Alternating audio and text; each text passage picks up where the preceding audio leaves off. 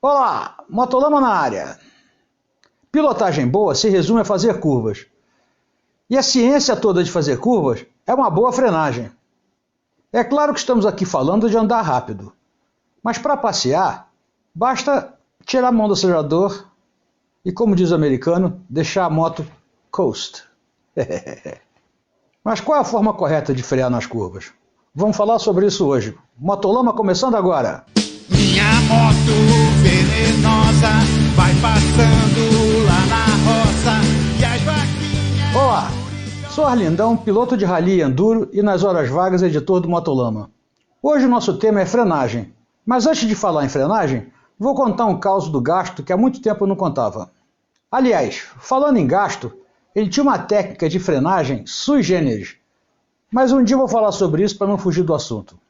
Gasto, para quem não conhece e chegou agora, é um personagem meio velhusco, sempre dando show na trilha e fornecendo um ótimo material cômico, jornalístico, motociclístico para este canal. É verdade que ele andava meio sumido do Motolama, mas aqui volta ele em grande estilo, ou como dizem os franceses, o grand complet.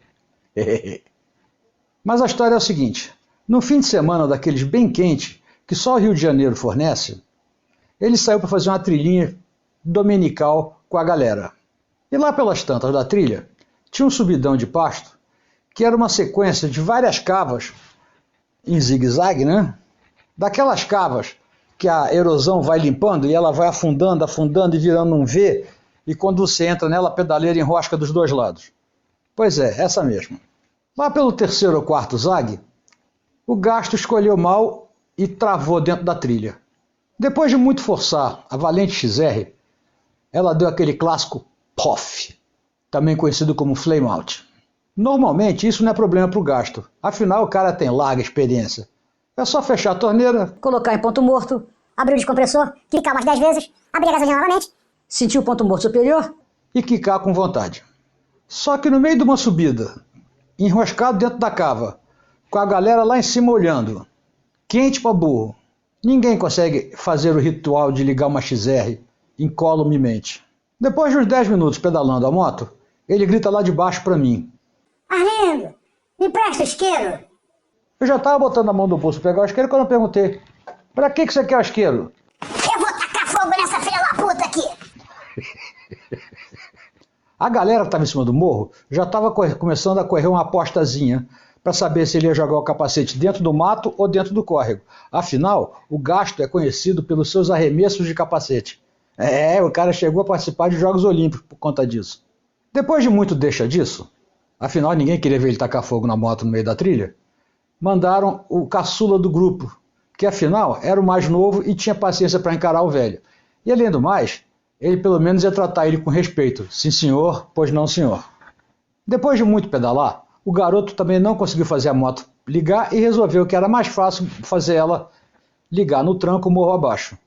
Vira a moto, põe para baixo e depois de muito lá pelas tantas ela pegou. Todos lá em cima do morro acharam que ele ia desistir e ia voltar para casa. Mas daí ele soltou a clássica. Espero vocês lá na venda. Ninguém acreditou, é claro, né? Daí aceleraram a trilha para acabar o mais rápido possível e chegar na venda. Quando chegar lá na venda, estava lá o Gasto. Com aquela cara meio de bunda esmaecida, tal, não sei o quê. Preocupados com a cara de bunda, alguém sugeriu que ele tomasse um pouco de mel. Na venda não tinha nem ginkgo biloba, nem nenhum energético geriátrico. Aliás, na época não existia nem Gatorade, nem Red Bull. Então ia ser mel mesmo. Na prateleira tinha um pote de mel de uns 250 ml com uma mistura esquisita com mel, guaco, pó de mico, asa de morcego, pó de Viagra, sei lá, um monte de coisa que tinha no negócio. Só sei que qualquer bruxa medieval ia ficar animadíssimo com aquela química ali. E o Gasto, que estava disposto a tudo para se reanimar para a trilha, encarou o mel. Depois de meio frasco, ele continuava com cara de bunda, mas já era uma bunda bem mais apresentável, uma bunda assim de neném, bem rosadinha. Tomou o resto do frasco e depois de 10 minutos ninguém aguentava o velho. Como é que é? Vamos andar? Vamos para onde agora? Vamos fazer aquela trilha que vai até a bica? E foi assim até o final do dia.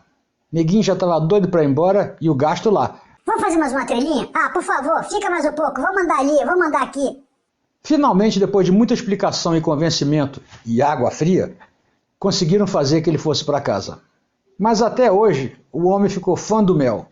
Parece que está criando abelha dentro do armário e plantando guaco numa jardineira que tem atrás do vaso sanitário. Esse é o gasto. Mas vamos falar sério. Nosso assunto hoje é frenagem. Cada curva tem suas características.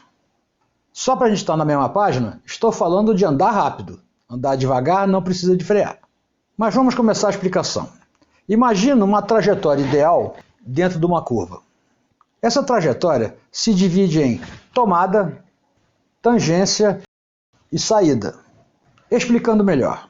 Durante a tomada é quando acontece a diminuição da velocidade para compatibilizar com a curva, procurando buscar o ponto de tangência. A tangência é um ponto variável. Numa curva conhecida, como seria o caso no autódromo, o ponto de tangência é conhecido e você sabe exatamente onde ele está. Mas numa estrada, o ponto de tangência depende muito do formato da curva. Às vezes você entra na curva, acha que o ponto de tangência está ali, mas a curva fecha mais na frente e mudou teu ponto de tangência. Normalmente, o ponto de tangência está associado ao ponto que você vê a saída da curva. Ou seja, você entrou na curva, cego, cego, cego, de repente você chega no ponto que você consegue ver a reta. Aí é o momento que você vai acelerar. Esse é o ponto de tangência. E esse ponto de tangência, inclusive, pode mudar se tiver uma vaca deitada no meio da pista. Aí tudo muda, né? Mas isso é outro assunto. E finalmente tem a saída, que, como já disse, é a partir da tangência onde você começa a ver a reta e você começa a acelerar gradativamente para chegar na tua velocidade máxima na reta de novo, quando a moto estiver em pé. Mas todas as curvas têm uma coisa em comum, a frenagem. Uma das técnicas de frenagem é o clássico "Ih, carai!". Isso acontece quando ou você não freou o suficiente, ou acelerou cedo demais ou muito. Aí normalmente vem aquele sustinho de gelar a barriga. Nessas horas, a solução é inclinar mais a moto. Mas nem sempre temos a segurança ou as condições para poder inclinar mais. Além do mais, tem a história do contra-terço, não sei o quê, mas isso também é outro assunto que um dia a gente vai falar. Mas voltando ao que eu disse anteriormente, cada curva tem suas características. Mas como saber de antemão quanto frear numa curva sem conhecer a curva? O pessoal de pista tem uma técnica que chama de trail braking, que em tupiniquês ia significar freando na trilha, o que não tem nada a ver.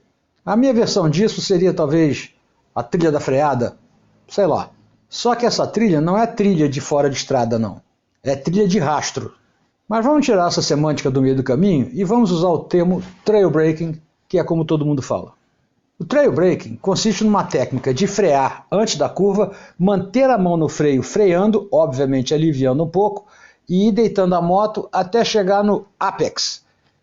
O americano chama de apex.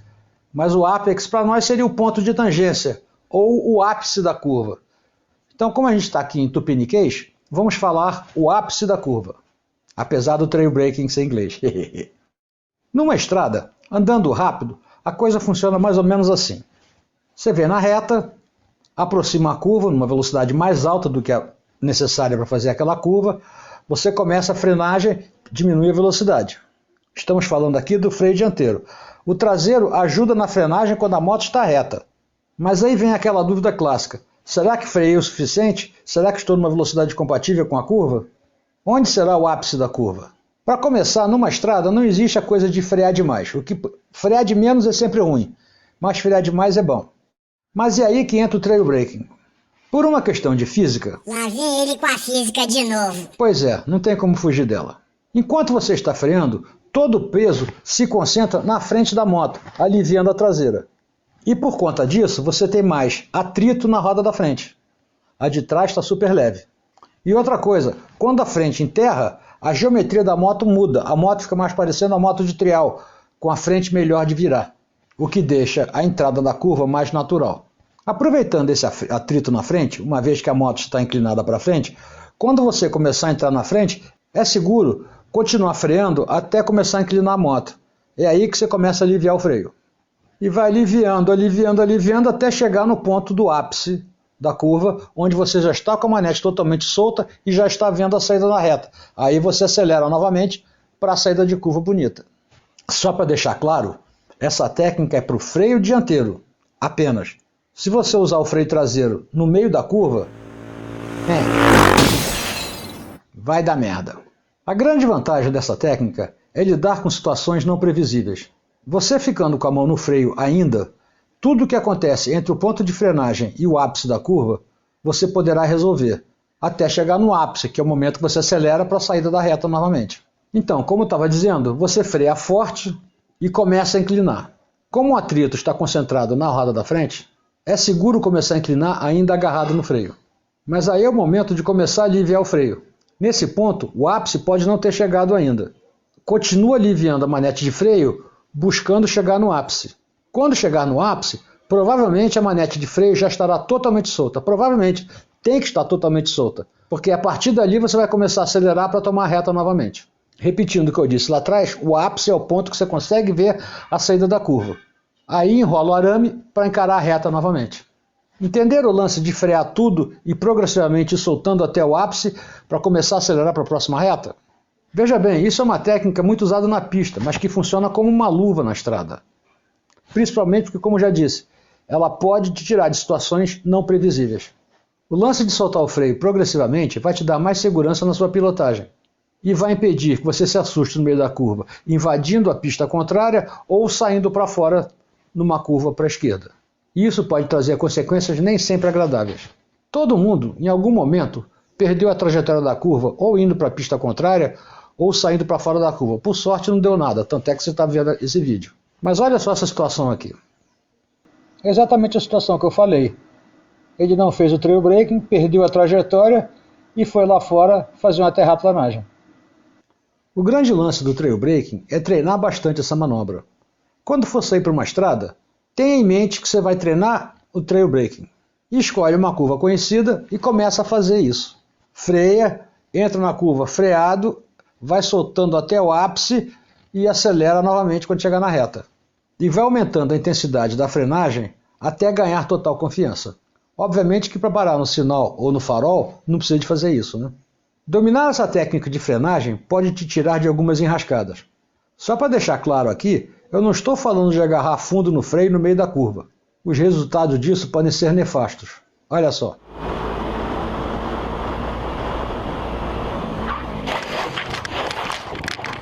Ele claramente utilizou o freio na hora que não devia.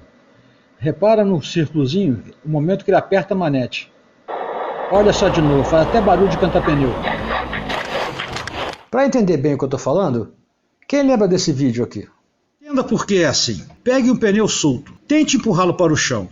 Veja a pressão que ele aguenta. Agora, segure o pneu de forma solta, sem pressão, e bata nele. Ele escorrega direto.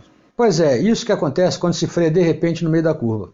Então, mais uma vez, para ficar bem repetitivo, após a frenagem forte na reta, você continua freando e vai aliviando até a moto atingir o ápice da curva. Entendeu isso? Mas se você treinar bem, isso além de ficar fácil, você vai incorporar isso daí na sua técnica de pilotagem e vai começar a fazer sem nem pensar. Você vai ver que suas curvas vão ficar bem mais redondas. Vai lá, treina bastante e depois me conta. Ah, um detalhe, isso só funciona para quem está inscrito no canal e clicou no botão do like. Se não, é chão, certo? Valeu! Então galera, é isso aí. Até semana que vem, um abraço, fui!